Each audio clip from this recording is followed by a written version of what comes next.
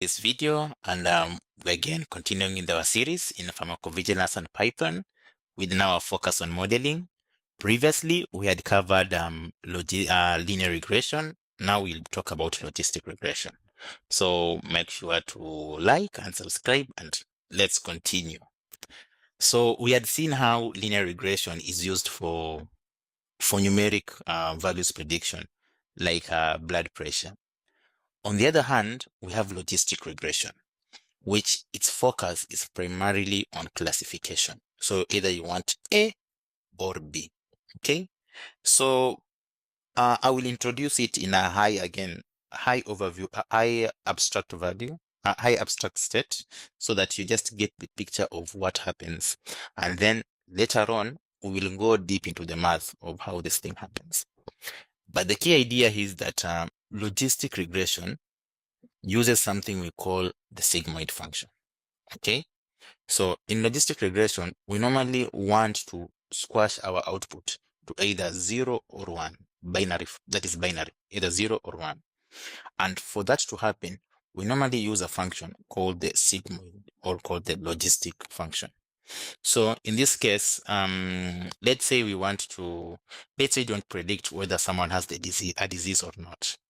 So after taking all our features, and then we get a certain output of either 0.8. What does that 0.8 mean? You see, that's the question. Because when somebody has a disease or no disease, the 0.8 here doesn't mean anything. Or if the output comes as 0.5 or 0.1, what does it mean in this case? So that we can't put that state into the real world, because 0.1, 0.5, or 0.8 doesn't mean if the person has a disease or not. Okay. So when a model outputs 0.5 or 0.1 or 0.8, what then happens for it to be turned into a logistic classification model? So we normally use this simple equation: 1 over 1 plus E minus Z, right? So here, Z is equals to, again, remember the W1 X1 plus W2 we had talked about?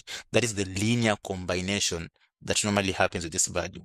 However, when we take the sigmoid function of this output, that's 0.8 or 0.5 or whatever, it simply says that when Z is a large and positive value, like 0.8, which is close to 1, the model sort of squashes it to 1. So that means it's more confident that it's closer to that, right? When Z is large and negative, model will classify this confidently at about 0. So if the value is around 0.1, 0.2, this sigmoid function sort of squashes it. So think of it like this: when 1 is here and 0 is here, and we get a value of 0.8, the sigmoid function sort of squashes this to 1. When the value is low, the sigmoid function squashes this into the 0 area. All right, we'll leave it at that for now.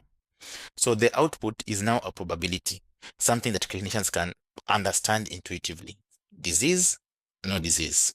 So how it works is, in steps, is that in our particular case, we compute the linear score Z again. So this is going to fall anywhere between 0 to 1. And then we apply the sigmoid function. So this sigmoid function converts Z into a probability between 0 and 1. Then we apply a threshold. If probability is greater than 0.5, we predict it into the class 1. Otherwise, class 0. Okay. So for our case, remember we had created 0, no side effects, mild, 1, and then side effects 2. But in this case, we will use another strategy. So this is a clever strategy that we can use, especially when you have 3 classes, where we take 1 versus the rest. So the rest end up becoming like the 1. So the 0 and the 1. So if you have 3 things that you need to classify, you can take 1 versus these 2. All right. So that's something to put in mind when working with logistic regression models. If you have 3 tasks you need to classify, so that means it trains 3 separate binary classifiers and picks the class with the highest predicted probability. Okay, so previously we had looked at MSE. If you can remember the previous video, we looked at MSE. But right now, in logistic regression, we use what we call log minus loss. So what we call it a cross-entropy loss. So this is a mathematical formula. However, I want to go into this right now because it involves some little bit of the algebra and probability in there, but we won't dive deep into that right now. But just to build the intuition, it's that the model is heavily penalized when it's confident but wrong. So predicting 95% and probability of no side effects when the patient actually had severe side effects. So this forces the model to produce well-calibrated probabilities. So the idea over here of using the cross-entropy loss is, in essence, we are trying to penalize the model when it says something wrong and it's very confident about that. So something that the model sort of behaves like that, we want to penalize it. So the next time it will think of not doing that because it is wrong. Okay, so in this case, for example, predicting a 95% probability of no side effects. So the model sees a side effect review. It says, I'm 95% sure there's no side effect here. Then we know that the patient actually had a side effect. So this is again is on the training data. Then we come and penalize the model so the next time it doesn't behave in that manner. Okay, so at the end we end up having a model that operates, let me say, the way we intend it to behave when it comes to new data.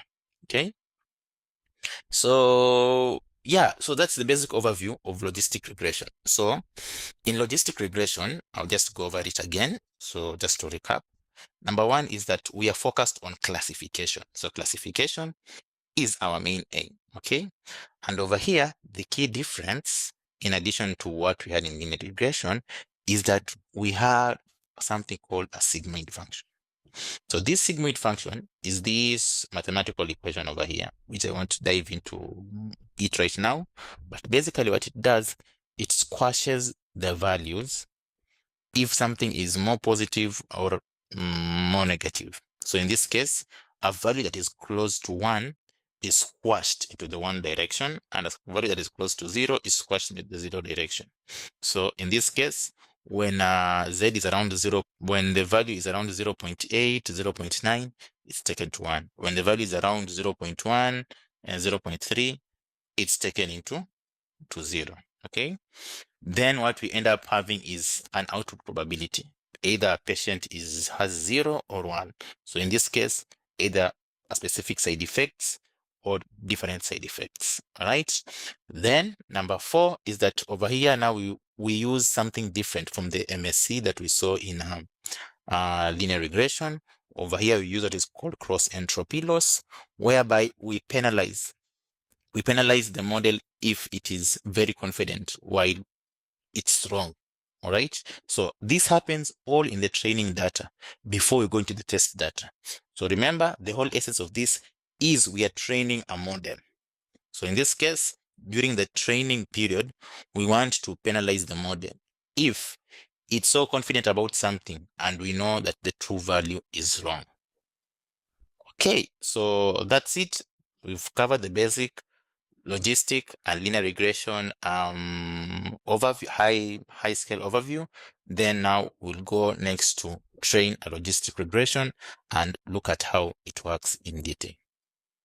Until next time, please make sure to like, subscribe, and share this video if it has been helpful, and make sure you grasp your basics because it's about to get more hands-on. Until next time, bye-bye.